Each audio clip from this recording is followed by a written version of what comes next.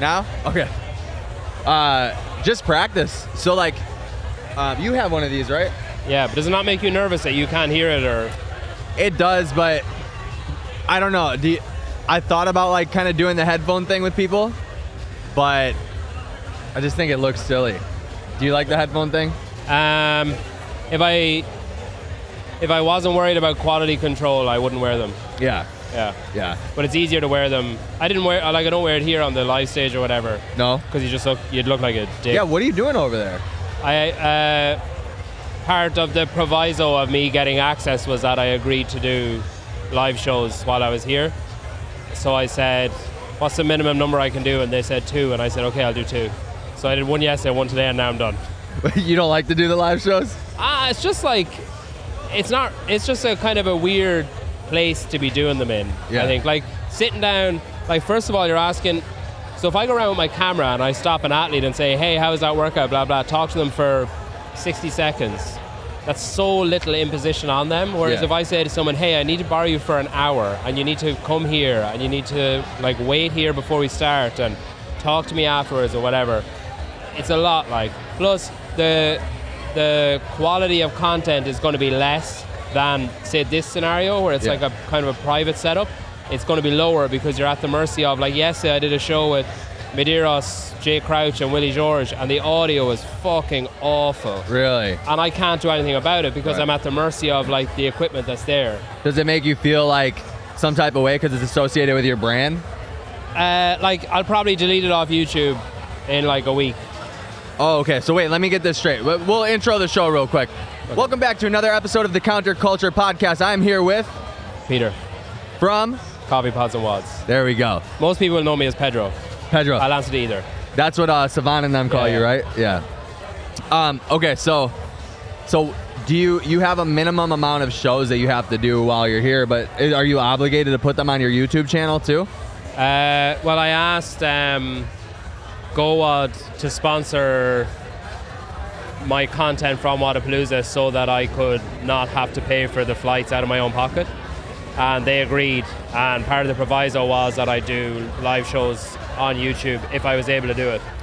And we were able to do it. Today's was really good. I did one with Joshua Shama today, and the quality was like the sound quality and video quality was really good. Yeah. Yesterday, video quality perfect, sound quality awful. Couldn't control it, so I'm not dwelling on it. Yeah.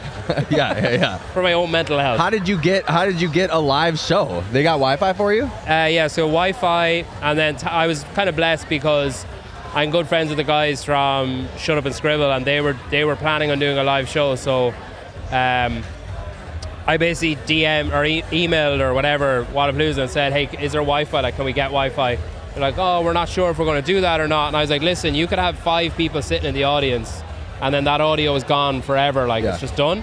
Or you could have 200 to 600 people watching online, and it's better. Like, there are people that aren't coming here anyway, so it's better for you. So they were like, okay, yeah, we got it sorted, we have Wi-Fi. So we were able to do live shows with that. That seems like a no-brainer because the people who can't come here want to see what's going on. Yeah, but you'd be surprised about, like, competition organizers get weird about thinking that certain things are going to put people off coming. Like, they might worry that, oh, well, if we let them do all this stuff live and stream everything, then people might not want to come next year because they'll be like, oh, I can just watch it online anyway. But I don't think it really works like that. But I think that's what their fear is. People like, the experience of being here, I think, is everything, right? Yeah. So, Agreed. Dude, I need to ask you advice. We need to figure this out. How do you go about doing the brand deal thing? When did you start getting brand deals? Initially, I think it was like Rain contacted me and said, like the energy drink? Yeah, they were like a UK branch of it or an Irish branch of it. We're like, oh, we really like your show. We'd love to blah, blah, blah. And this is like... How big were you? No, like nothing. Like, I think I'd done like 5 shows. Oh, shit. And they were like, they said, hey, we'll give you what amounts to about $700 for the year. And I was like, oh my God, this is unbelievable. So I was like, yes. Like, and then there was this big like contract and all this kind of shit. Since then, I've like, obviously things have grown and developed, but I've also learned that like, I've had conversations with brands who are basically, okay, I got a couple of rules. I'll never like work with someone that I don't like their stuff. Yeah. Or that I don't use their stuff or drink their stuff or whatever. And then on top of that, it's like, so that's one bar that they have to cross. And then another bar is like, what are they like? Like, are they supportive? I say GoWad, like Thibaut that owns GoWad, or like part owner of GoWad, like, we're really good friends. We talk to each other a lot. He believes in what I'm doing. He's not afraid to say that, like, you know, he'll give me whatever to do whatever. And it's great. And then I have similar relationships with like LSKD and others where it kind of, all of them started with like getting on really well with someone. Like Jason Daniels that owns LSKD came on the show. We stayed in touch afterwards. And then it was like, any interest in sponsoring the show? I was like, yeah, cool. Like, the thing I've kind of learned recently as well is that, like, the amount of money that someone like me would command is basically a rounding error. What do you mean? As in, they can write it off as, like, nothing. Oh, yeah. Like, a company like LSKD or GoWad or whatever, it's just like, yeah, no problem. Yeah, fuck it. That's our taxes. Yeah, like, smaller companies, different story, but, like, you know, I think you just have to, there has to be a return on investment. You have to be offering something back, whether that's regular content or diverse content or like diverse guests or, you know, big guests, big eyes, big ears, whatever on the show. But like, I don't know, I've kind of also started recently thinking like, I actually just don't give a shit. Like, if someone doesn't want to work with me, fine. Like, someone else will come along. And if someone like Rad used to sponsor the show and then last year they were like, yeah, we don't want it anymore. It's just like, okay, no problem. I still like the shoes, you know, like, it's just not a big thing. I think I'm probably blessed because I have a job, so it's not like I'm, you know, I need to pay my mortgage with this, luckily. Like, so you're a teacher? Yeah. Right? Okay. What? So you're a teacher, you have a full-time career. What made you want to do content? Have you always dabbled in it? No, never. So I did, well, Tim Poulsen came over to Ireland for a competition and he was doing a seminar in our gym. And He's this man, by the way. Yeah. It was the year that he messed up event one of the games and got cut. And like, we went out for dinner afterwards, like the gym owner and me and him and a few others. And I was kind of talking to him and I was like, hey, how do you not like just do overtrain rope climbs when you come back from that? And then I was kind of talking to him about like during the moment, like what was what was going on in his head when he realized like, shit, I'm going to get cut after this. We were kind of chatting about it a little bit, and then he was like, nobody's ever asked me that, like, since it happened. And he was like, you know, I generally don't get asked questions like that. And then I kind of was like, geez, I'm actually probably okay at doing this. So then I started a podcast, just interviewed, like, my coach, like, local people, gradually started more and more. Then lockdown hit. Athletes had fuck all to do. Yeah. So I was getting replies to DMs from people like Vellner and, like, people I had no business talking to. You were just cold DMing them? Yeah, I was just like, oh, I started a podcast. Would you have half an hour? We could chat, whatever. And then it's just grown from there of like, you know, I think you kind of get trusted by new people because they see who's been on your show before. So build that social credit. Yeah. Kind of like the opposite of what you're getting by having me on your show. Because basically like, people see like, oh, he had Vellner on like more than once, so he must be okay. Or he had Fikowski on, so he must be okay. And then it came, I was here last year and I came like as a podcast last year and it was just like hard to get anything done, and it was like I kind of came away and I was like, I really enjoyed it, but I don't know what like I built from it. So then I was like, I need to diversify a bit. So then I said, oh, I could do a vlog. So I started doing vlogs, and that's far easier. And then same thing with that is I kind of have a rapport and a relationship with some of the athletes, so I can walk up to them and talk to them and it's not weird. Yeah, you're friends already. Yeah, and then other people see that and then welcome me over because they just saw me talking to Brent. They're okay with me going over to them. Yeah. So yeah, that's sort of where I am now, of just trying to diversify constantly and keep things, as many different things as I can, because it's probably unlikely, but if someday everybody stops listening to the podcast, at least I'll have a vlog to fall back on, or vice versa, or whatever, you know. What got you in the room with Tim Poulsen in the first place to like go get dinner with him? He was just there. He was at our gym doing a seminar, and I was good friends with the coach, the owner of the gym, and he was like, oh, we're all going out for dinner, do you want to come? Oh, that was it, yeah. Cool. It's easy. Was the plan to do like a CrossFit Forward podcast the entire time? Do you do anybody outside of CrossFit? I've had some like adjacent people, but still like with a toe in CrossFit. Like, but yeah, no, I think I really like CrossFit. Like really like it. Yeah. So you're like a real fan of it. Yeah. So I don't think I'm not as interested in anything else as I am in CrossFit, basically. So okay. I'd be forcing it if I was like, oh, I'm going to introduce maybe like a soccer player or something. I like soccer, but like, you know, if I was like, oh, I need to interview a basketball player just because he has a big following, it's like, I don't give a fuck about basketball. So. Yeah, dude. I don't care about sports in general, dude. Yeah. And like when people, like I'd like to do CrossFit, but I could really give a shit about CrossFit, Yeah. you know? The one thing that I am getting kind of interested in with this whole space is like the, and you could educate me on this, but like the Greg Glassman drama, the Savan stuff, like why people are like, I don't know, why they hate him and stuff. That's the one thing that I am kind of like, oh, that's a little bit interesting. The NSCA like had it out for Greg, all that stuff. It's mind blowing. Yeah, no, it is crazy.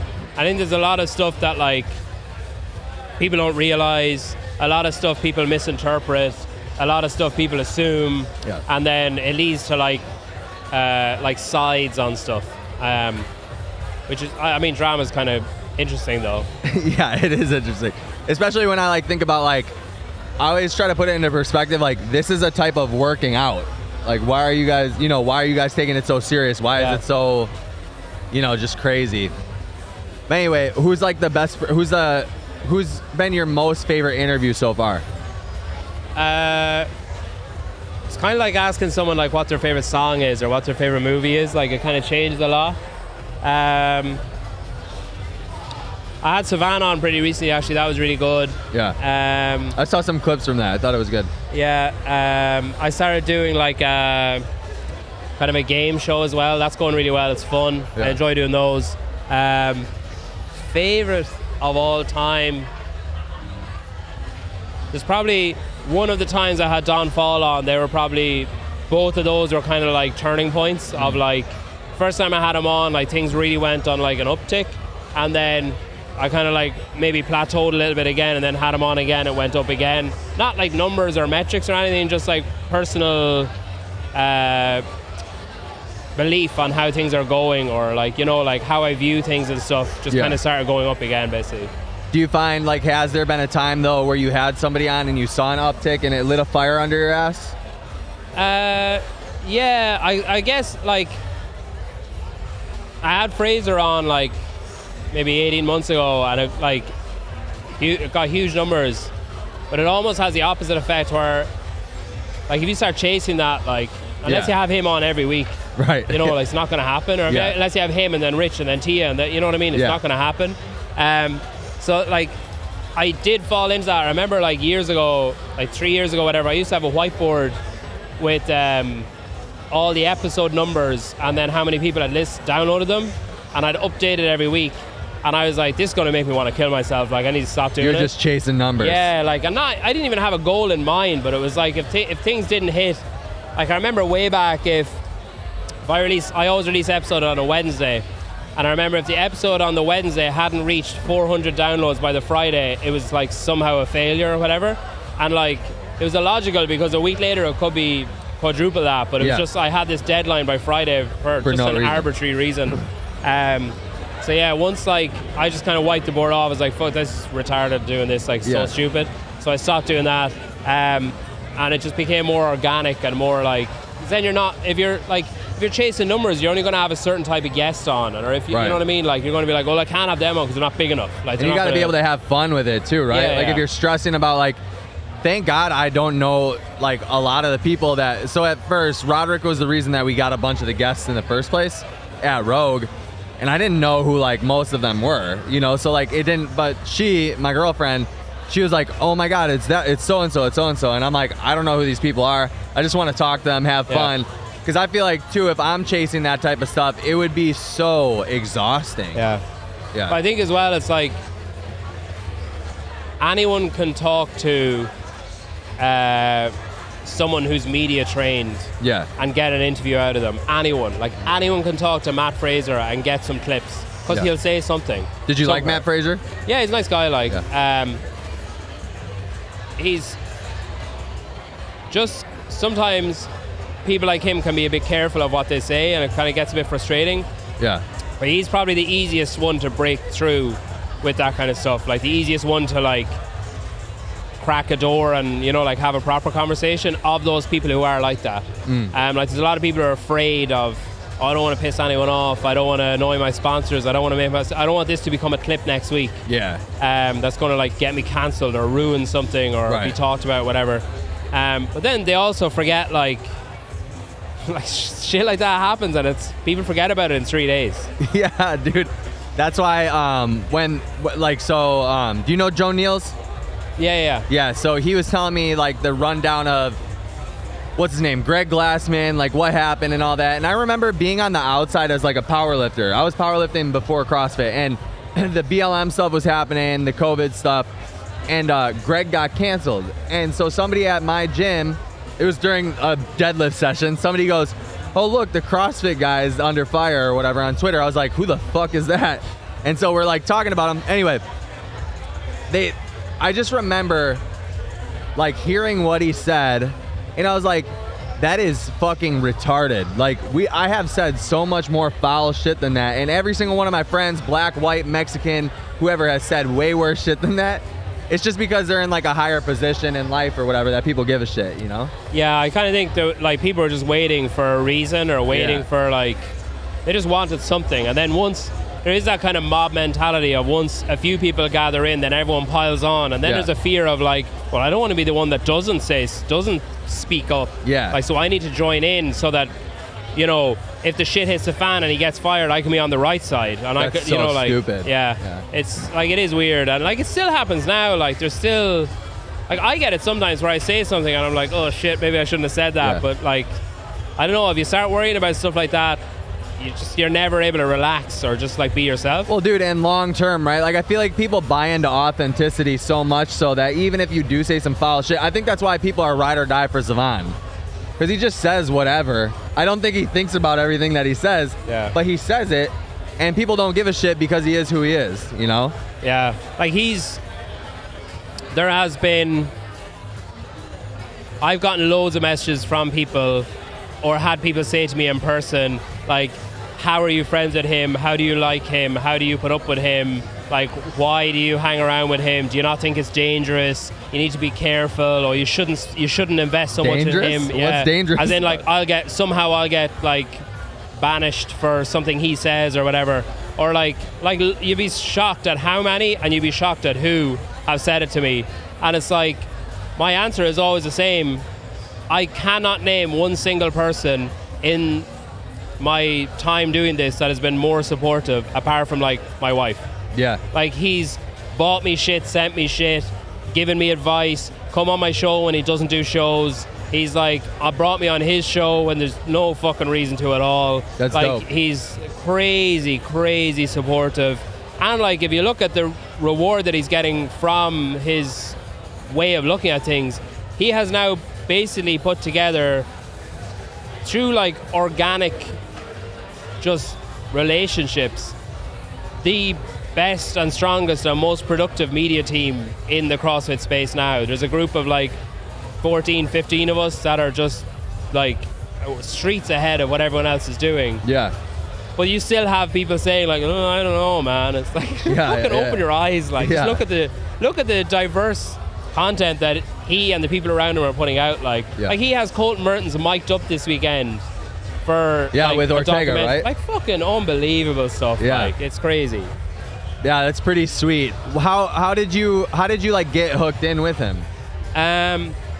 So he came on my show about like 3 years ago. It's actually since been pulled down off YouTube because someone complained that he talked about the vaccine. And that happened last week. So someone went back 2 years. Really? And like lodged a complaint with YouTube, and it was taken down. People are so soft, dude. It's crazy. What the fuck? So he came on my show, got on quite well. I had his number for some reason. I can't remember why I had his number. And then I was going to semi-finals in Berlin, and I texted him and I was like, hey man, I'm going to semi-finals. If you want any European type input, like, just let me know. So he brought me on his show a few times when he's doing live shows about semi-finals. And then after that, he came on my show again last January, got on really well. And then basically like a few times I did a show with someone and he like shared it, was like, shit, this is really good, like on his show. Kind of stayed in touch. And then I was basically added to a group chat because I was following teams pretty closely last year. I might know some stuff about it. And since then it's just been like, if he ever asks me for anything, I'll just do it. I'll just be like, yeah, no problem. Like if I can make it work, I'll make it work. I've set alarms for like 3 o'clock in the morning to get up and go on a show. I've, you know, whatever. Like if I can help, I'll help because it's mutually beneficial. And like, yeah, it's just been rewarding. Like I think at the start, there was definitely an aspect, I said this to him last week, there's definitely an aspect of like, I clearly had daddy issues and didn't realize I did. I was trying to impress him. I saw the clip. Yeah, that's since become like just mutual respect, I think. Like, and he's by far and away the best interviewer in, like, one of the best interviewers, full stop, and definitely the best interviewer in CrossFit. So like, if hanging around him gets me even slightly better, like I'll do it. And like, if I can help, I'll help. You know. It seems like he really likes to surround himself around people that have a hustle mentality or a grind mentality. Yeah. And so how much content do you put out a week? I do one audio episode every Wednesday and one game show episode every Thursday. And the game shows are always live on a Wednesday night on YouTube, and the audio episode just kind of depends. Once I have it for a Wednesday, it could be on any day before that live on YouTube as well. But then you also do the Instagram like reels too, right? Yeah, they're kind of ad hoc, like whenever I have time, which isn't a lot. Okay. I did get into a period for a while of, I need to put out something every few days, every whatever. Yeah. I do try and do a show, do a reel about every show, but it honestly just there's no time, like there just isn't enough time. So I just kind of, if something it feels particularly pertinent, I'll try and make a clip out of it. But like, my kids go to bed at like 7:30 p.m. Yeah.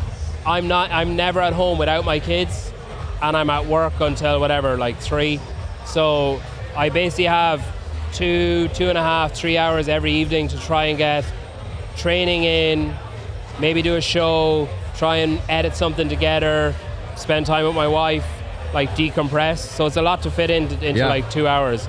So I think I'm hoping from next fall, I'm going to do like, there's this thing in Ireland, you can do a like job share. So basically I do week on, week off teaching with someone else. Yeah, sweet. And I lose like half my wages, but because of tax, I end up with like, 2/3 of it. So it's not too hard to bring it up. Like, where do you get like that hustle mentality from though? I think from that group, I think mainly it's like, it's a constant, like Savan said on my show last week, that like, there's this thing of like, let's see if we can run with these horses, like that everyone seems to have in the group, where it's like, oh, that guy's doing really good, fuck, maybe I need to do better, like maybe I should change what I'm doing or whatever.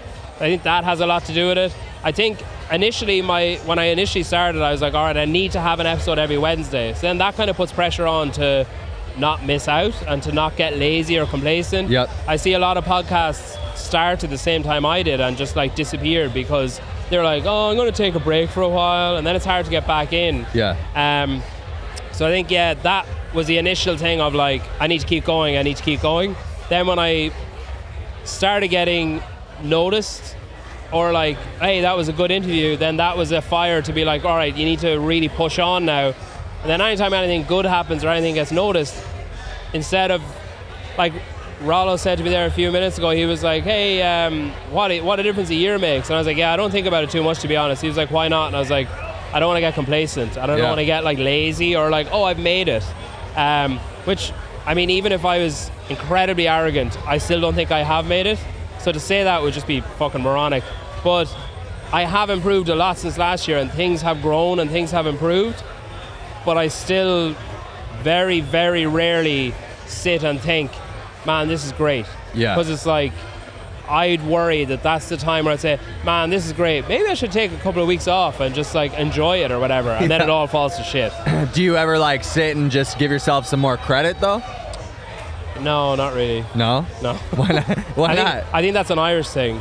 Ah. Like, we don't accept compliments. We don't give compliments, really. Yeah. We don't sit well with praise. We don't praise ourselves. Like, Yeah. the thing, if you say like, oh man, I'm really good at this, people will think you're an arrogant prick, so you just don't say it. I'm super weird with compliments too. So if somebody gives me a compliment, I just kind of like, I'm like, okay, but I like to give them a lot, you know. I think something that you said though that's really important is just like the group that you're surrounding yourself with, right? Like, if everyone else is doing good, you're gonna also want to do good. You can't be like the flat tire of the group. Yeah, well, it's like a rising tides thing. Yeah. Like as Hiller completely misspoke on his YouTube last week, rising ships raise all tides. I think like if everybody's working hard and everybody's increasing the quality of their content, then everybody has to increase the quality of their content and everybody has to work hard. So it only has a positive. It's like the snake eating itself, but in a good way. Yeah. Yeah, so another thing that you said that resonates with me a lot is like the applying the pressure, right? Like, I'm somebody who does really well under pressure. I might get stressed out, but I'm like, fuck, dude, I gotta set deadlines too. So every week on Thursday, that's when I release a show.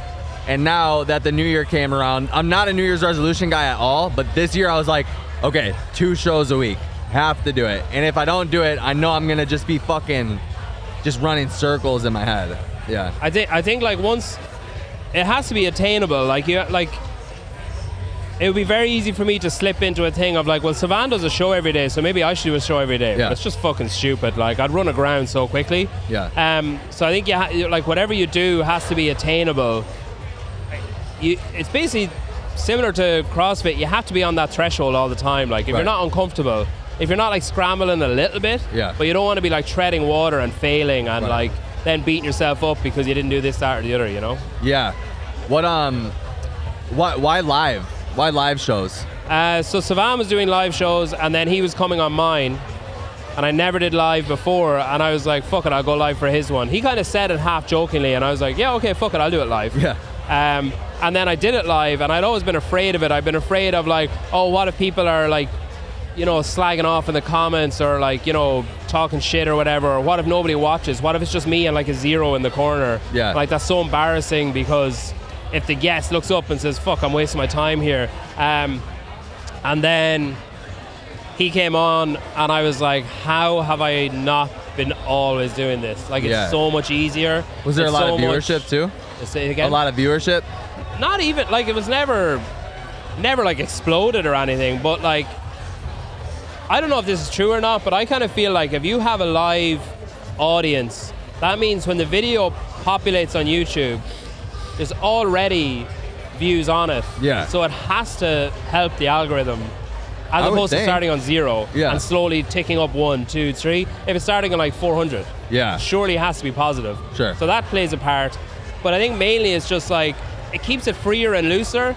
And I used to say to the guests coming on, hey, it's not live, like, you have a week to review it and say, oh, maybe take that bit out, because I thought that was the right thing to do, and I thought it would make them speak freer because they knew they had this kind of editorial privilege afterwards. Sure. And then I kind of realized, like, it's actually fucking stupid. Like, we should really just say to them, hey, it's live, whatever you say is out there, like, good luck, and just see what happens. That's how you find out what someone's really like. They can't, you know, I actually can't remember who it was, but I remember about 2 years ago having someone on and they said something and they said, oh, actually, shit, can I say that again? And I was like, what the fuck is happening? Yeah. And like, it wasn't live. So they were just like, oh, I know he's going to edit this afterwards. And then I had to go and find that fucking piece and take it out so that they didn't look bad. Fucking sucks. And I remember once I had someone on like a long time ago and he told me a story and it was absolutely incredible, like mind-blowing story about being kidnapped and held hostage and all this kind of shit. A CrossFitter? Like, someone involved in CrossFit, yeah. And I was like, fucking hell. Like, best story that's ever been told in the show. And then he texted me the next morning and was like, hey, can you take that out? I'm pretty sure I have an NDA on that and I'm not supposed to talk about it. What? And I was like, okay. I like took it out, but if that was live, everyone would know it now, so. Did that crush you? It was disappointing, like, I was like already picturing the clips and how good they'd be. But, you know, people first, I guess. Yeah, I guess so, right? Dang, dude, that's tough. So, okay, you're gonna do job share. Is there a point where you feel like you'd be comfortable jumping just to do podcasts, or do you even plan on doing that ever? Is that in your mind? It's the finances. Yeah. Like, I have 2 kids, another one on the way, a mortgage, a wife, like, bills. Like, the good thing about my job, I essentially can never be fired from my job unless I, like, you know, literally commit a crime that, you know what I mean? Really? Like, it's not performance based. Oh, okay.